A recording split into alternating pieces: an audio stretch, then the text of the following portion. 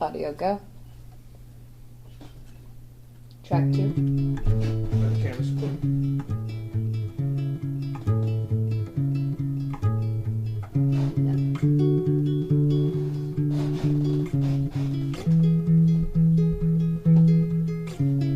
Let's go. 3, 2, 1, action.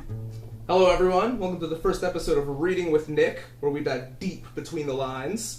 We're going to be diving into some wild cowboy nights in our first episode, July 4th extravaganza. So, by Katee Roberts. I'm just going to get right into this. You can join along at home. I know it's been a pretty lonely summer with everything going on, so we're just going to come together and read a soothing tale. We're going to start with Foolproof Love, where Jules Rodriguez isn't interested in the role of town spinster. Being seen with a hellraiser like bull rider Adam Meyer is the perfect way to scandalize the residents, make her ex jealous, and prove she's a sexy, desirable woman. And if their plan includes ridiculously hot sex, all the better. Chapter 1. Tell me again why we're going out into the middle of nowhere for a bonfire. That's like holding up a sign begging some axe murder to come along and mass murder us. Jules Rodriguez kept her eyes on the road, sad excuse that it was. Her truck rocked and shuddered as she muscled down the deep ruts. We're not going to get mass murdered. Though her best friend Aubrey had a point about it being in the middle of nowhere. They'd been working their way off the main road for almost 20 minutes and there wasn't so much as a taillight in sight. She pushed down the knot of anxiety for the 17th millionth time today. How do you know? Across the bench seat, her best friend had her knees pulled up to her chest, and she was staring out the side window like she expected that axe murder to come at the truck at any second. She wore her favorite pair of black jeans and one of her nerdy t-shirts with puns most people didn't understand. She even picked out a pair of red tennis shoes instead of her normal boots. That's probably because she thinks they're going to have to run for her life at some point. Aubrey pointed at the passing trees. I think I hear banjos. You live in Devil's Falls. I think you'd be used to banjos by now. Aubrey frowned, her pale face standing out against the darkness of the cab. Despite living in Texas for years, she managed to avoid anything that might resemble a tan. I do my best to pretend they don't exist. Denial. It's not just a river in Egypt. She finally caught sight of the light through the sparse trees. There! Aubrey pushed back her long, fire-red engine hair and snorted. Who invited you to this thing again? Because if we're not going to be mass murdered, and I'm still not convinced on that note, they could be luring us in for some sacrificial killing. Has anyone ever told you you have a deeply troubled obsession with murder? Jules pulled in next to the open space at the end of the line of trucks. She recognized most of them from around town. Devil's Falls wasn't exactly a place hopping with new people. The last person to move in from out of town had been Aubrey, and that was 5 years ago. Besides, sacrificial murder requires a virgin. And that ship sailed long ago for us both. Good point. Aubrey let a loose, melodramatic sigh as she turned off the engine. Remind me why we're doing this again? Because Grant's back in town. Jules hadn't seen him since he dumped her ass on his way out of Devil's Falls after graduation. He didn't even come back for holidays. 9 years later, and his parting words were still ringing in her ears. I don't want a life that's going to bore me into putting a gun in my mouth and pulling the trigger before I hit 30. She clenched her hands around the steering wheel, counting to 10 twice. Didn't do a damn thing to stop the anger eating away at her. There wasn't a single thing wrong with Devil's Falls and the life she had here. Wanting to settle down and raise a family here, eventually, while being surrounded by the people she loved, was a good thing. It didn't make her boring. A subject she and Grant disagreed wholeheartedly on. Yeah, you mentioned that jackass showing up earlier, right before you started pummeling that poor loaf of bread at the cafe. Personally, I'm still waiting to hear what your plan is. She didn't have one. Not that she was going to let that stop her. It never had before. I just want to look. Maybe he'd gain the freshman 15 and another 20 for law school, or something. Something to prove that she was better off having been dumped so unceremoniously. I thought we agreed that your ex is a douche no. We did, and I'm past it. Mostly. Past him, definitely. Past how he made her feel about herself. Not so much. Aubrey snorted and opened the door. Right, you're so past it that you've dragged us out to maybe be killed, maybe be sacrificed, to hang out with people who are still clinging desperately to their high school glory days. She looked around, her brows drawn together. Because seriously, who goes to bonfires when there's a perfectly adequate bar in town? 2, in fact. The cool kids. That was always who'd been out at bonfires when she was in school. She'd avoided the whole scene though, despite Grant's protests. They came out here as an excuse to drink without the town sheriff bothering them, and that had never been Jules' thing. She barely drank the hard stuff now, let alone when she was 16. And trying to navigate the roads back to town while buzzed? No thanks. That may or may not have also contributed to the whole Jules is boring thing. Aubrey scrunched her nose. 10 to 1, someone's wearing a decade-old Letterman's jacket and talking about that one football game where he threw the winning pass. 10 to 1, it's Grant himself. Jules looped her arm through her best friends. An hour. After that, we can go back to town, grab a bottle of wine, and play that horribly violent game that you love so much. Deal, Aubrey grinned. And don't act so put upon. You love it as much as I do. You just suck at it. Truth. She pulled them to a stop at the edge of the clearing. There were trucks parked in here and around the fire too, their tailgates down and people situated around them, chatting and drinking, and a few women even dancing. It looked like something straight out of a country music video. She picked out a dozen people she'd gone to high school with, the ones who'd stayed behind and never wanted to leave, and another dozen who had left with stars in their eyes, but had filtered back into town in the years since graduation. Jules? Jules Rodriguez? She froze. There was no mistaking Grant's deep voice. Too soon, I'm not ready. But since the only other option was dropping Aubrey's arm and fleeing into the night, she turned around with a smile pasted on her face. And there he was, standing a few feet away, his dark hair shorter than she remembered.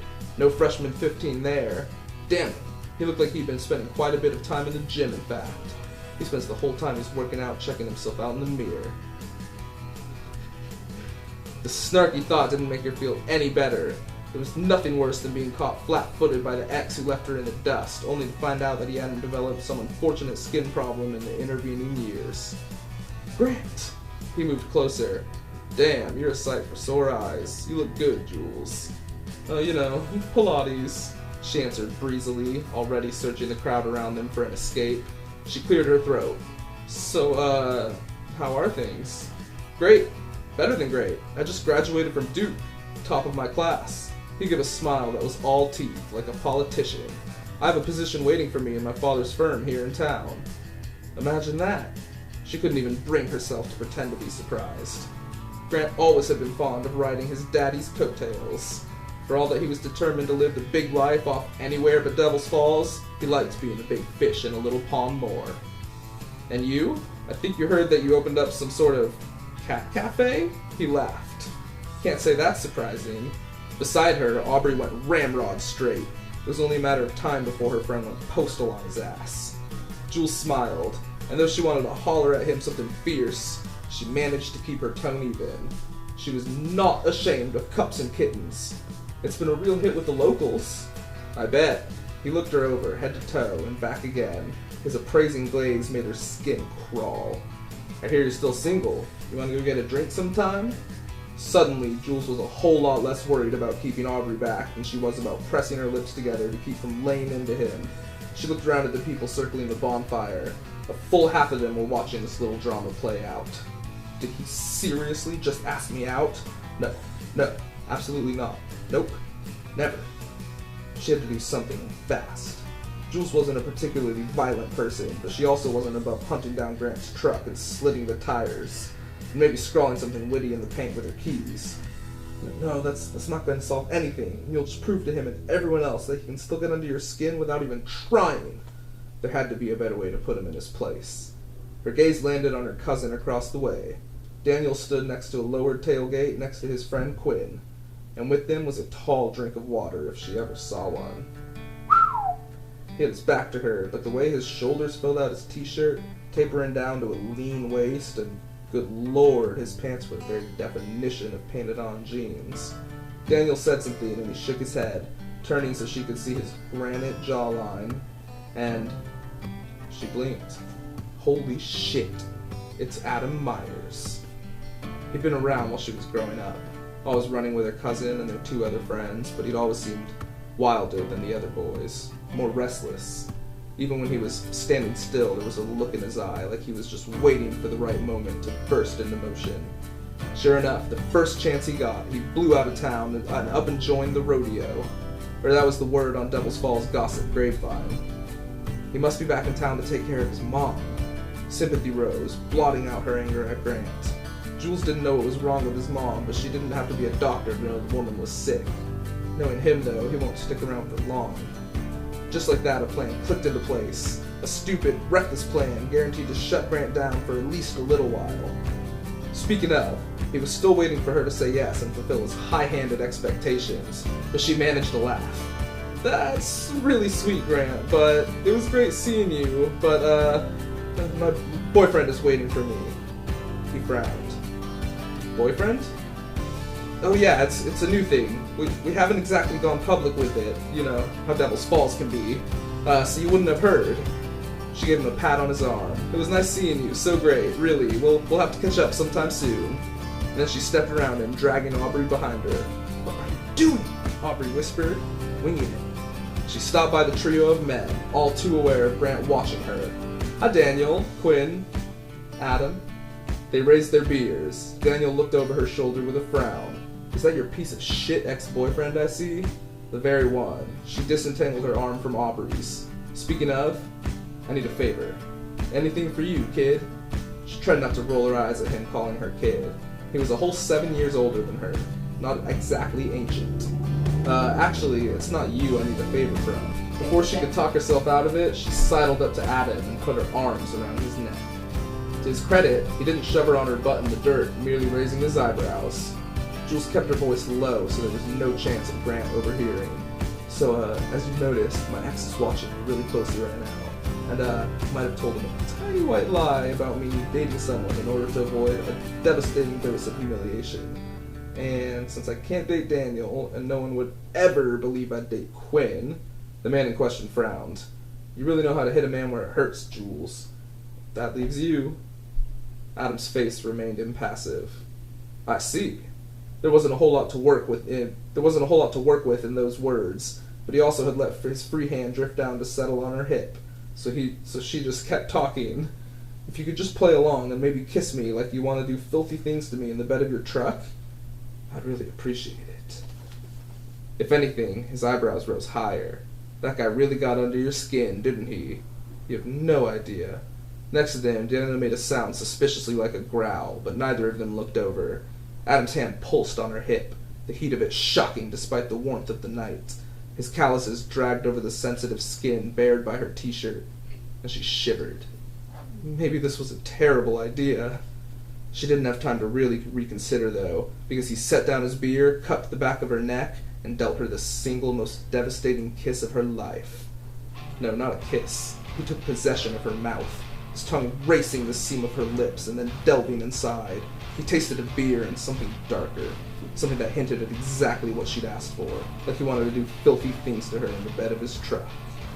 She closed her eyes, giving his tongue a tentative stroke, and had to fight down a moan on the way out as the move made her entire body go tight.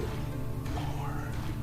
He lifted his head, breaking the kiss and slamming her back into the real world. She blinked up at him, all too aware of her body pressed against the entirety of his. Now he was hard in all the places she was soft. How goddamn good he smelled. Wow.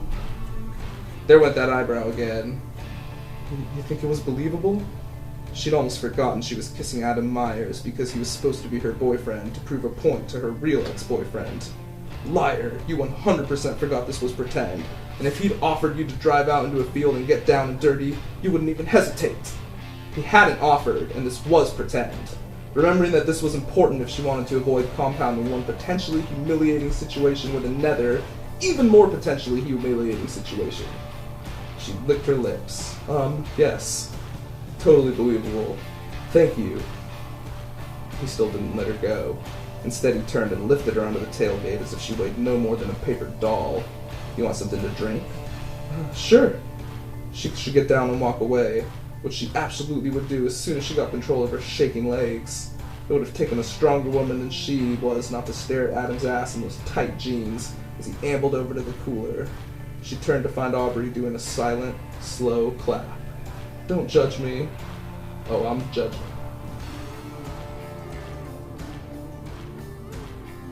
Cut. a lot to process there. Adam's back in Devil's Falls, and he's just rushed into Jules' life out of nowhere, and maybe we'll see if he's going to be blowing her mind to come. Thank you for joining me on this first venture into the world of books. It's been wonderful. Join me next time as we will continue Wild Cowboy Nights with Chapter 2. Cut. Cut. That's a wrap.